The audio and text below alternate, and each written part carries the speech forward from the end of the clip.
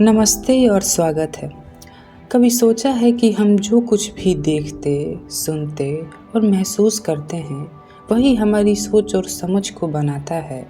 मतलब क्या जो हमारी आँखों के सामने है, बस वही सच है या फिर इसके परे भी कोई और दुनिया हो सकती है?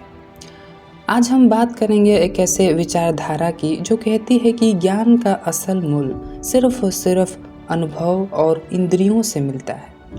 इस फिलॉसफी को कहते हैं एम्पिरिसिज्म यानी अनुभववाद, और ये दुनिया की सोच को एक नया मोड़ देती है।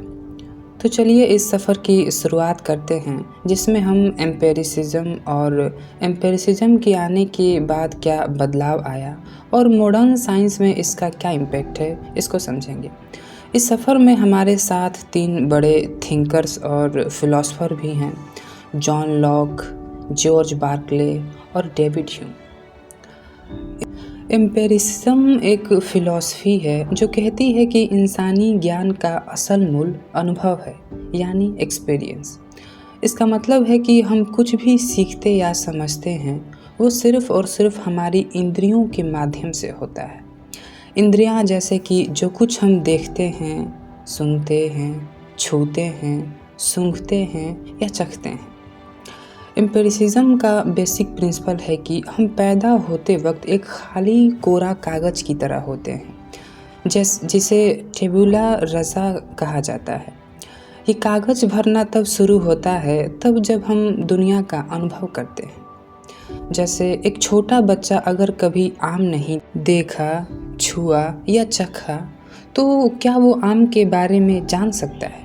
नहीं, लेकिन जब वो आम को देखता है, उसकी खुशबू को महसूस करता है और उसको चखता है, तभी उसके मन में आम का एक तस्वीर बनता है। यही है एम्पिरिसिज्म का एसेंस, जो कहता है कि जो हमारी इंद्रियां हमें दिखाती हैं, वही सच है।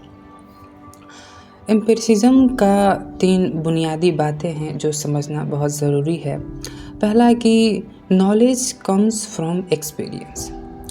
हम सिर्फ वही जानते हैं जो हमारी इंद्रियां हमें बताती हैं। दूसरा है नो इनेट आइडियाज़।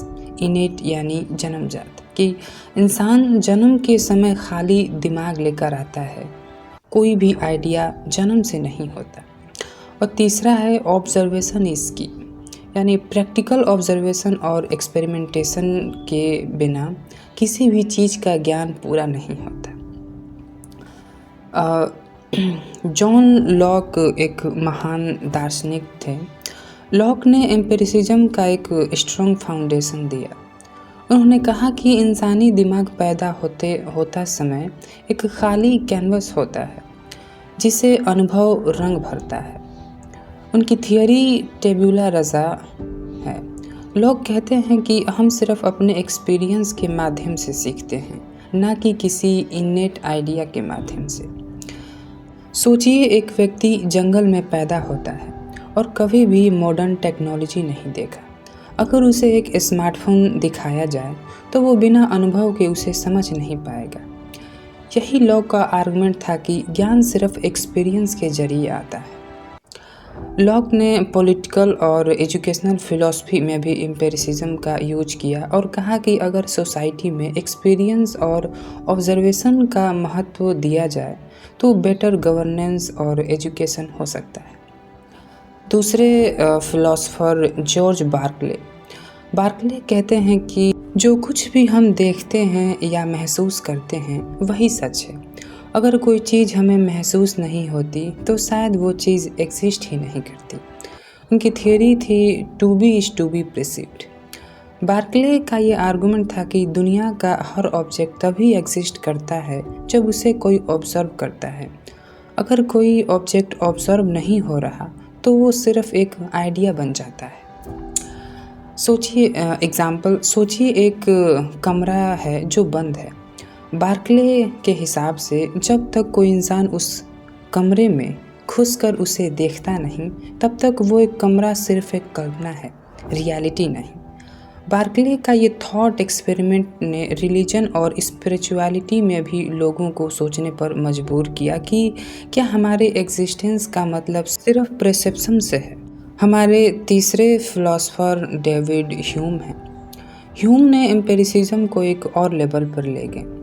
उन्होंने कहा कि हम सिर्फ वही जानते हैं जो हमें एक्सपीरियंस होता है, लेकिन कभी भी श्योर नहीं हो सकते कि फ्यूचर में भी वही होगा। उनकी theory cause and effect. Hume कहते हैं कि हम बस पैटर्न को ऑब्जर्व करते हैं।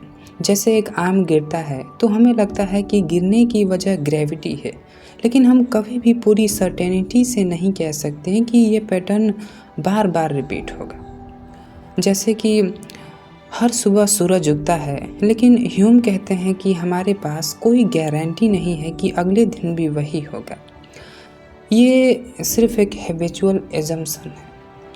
ह्यूम ने एम्पेरिकल ऑब्जर्वेशन और स्केप्टिसिज्म का यूज़ करके साइंटिफिक इंक्वायरी को और मजबूत बनाया। जब एम्पेरिसिज्म की सोच का प्रचार हुआ तो पुराने दिमाग काफ़ी बदल गए। पहले लोगों को लगता था कि ज्ञान या तो डिवाइन है या फिर वो एक नेचुरल एबिलिटी है जो हमारे अंदर जन्म से ही होती थी। लेकिन एम्पिरिसिज्म ने इस पुरानी सोच को हिला दिया। इस फिलॉसफी ने कहा, हम जो कुछ भी जानते हैं वो हमारे एक्सपीरियंस से ही होता है, ना ही हमारे पास ज्ञान और बुद्धि जन्म से ही मौजूद होती है। इस कॉन्सेप्ट के आने के बाद धीरे धीरे साइंटिफिक रेवोल्यूशन की शुरुआत हुई। लोगों ने अब ज़्यादा से ज़्यादा ऑब्जर्वेशंस, एक्सपेरिमेंट्स और डेटा के ज़रिए दुनिया को समझना शुरू किया। जैसे न्यूटन ने ग्रेविटी को समझाया, वैसे ही एम्पिरिसिज्म ने दुनिया को समझने का तरीका बदल दिया। इस बदलाव के बाद साइंटिफिक मेथड का यूज करना और प्रैक्टिकल एक्सपीरियंस का सबसे ज़्यादा इम्पोर्टेंस देना कॉमन हो गया। अब लोगों ने सोचा कि अगर कुछ सीखना है तो बस सोच विचार या पुरानी थ्योरी पर रिले मत करो, बल्कि चीज़ों को देखना, समझना और फिर उनको टेस्ट करना ज़रूरी है।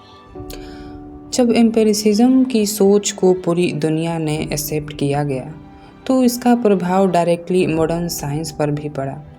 इस फिलॉसफी ने साइंस का अप्रोच को पूरी तरह से बदल दिया। एम्पिरिसिज्म ने ये बताया कि नॉलेज सिर्फ हमारे पर्सनल अनुभव और ऑब्जर्वेशन से ही आता है, ना कि सिर्फ लॉजिकल रीजनिंग या थ्योरेटिकल एजम्पशन से। इस नए तरीके का साइंटिस्ट ने दुनिया को समझने के लिए प्रैक्टिकल एक्सपेरिमेंट्स और ऑब्जर्वेशन का यूज करना शुरू किया। जैसे न्यूटन ने अपने एक्सपेरिमेंट्स और ऑब्जर्वेशंस के ज़रिए ग्रेविटी के कॉन्सेप्ट को समझाया, वैसा ही एम्पिरिसिज्म ने साइंटिफिक मेथड को स्टैंडर्ड बना दिया। अब साइंटिस्ट हर चीज़ को टेस्ट करते हैं, एक्सपेरिमेंट्स करते हैं और डेटा के ज़रिए अपने थ्योरी को प्रूफ करते हैं।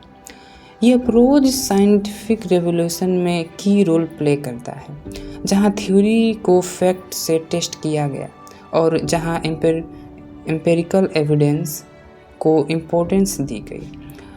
आज भी एम्पिरिसिज्म की वजह से हमारे साइंटिफिक प्रोसेस और रिसर्च मेथड काफ़ी स्ट्रांगली बेस्ड हैं प्रैक्टिकल डेटा और एविडेंस पर।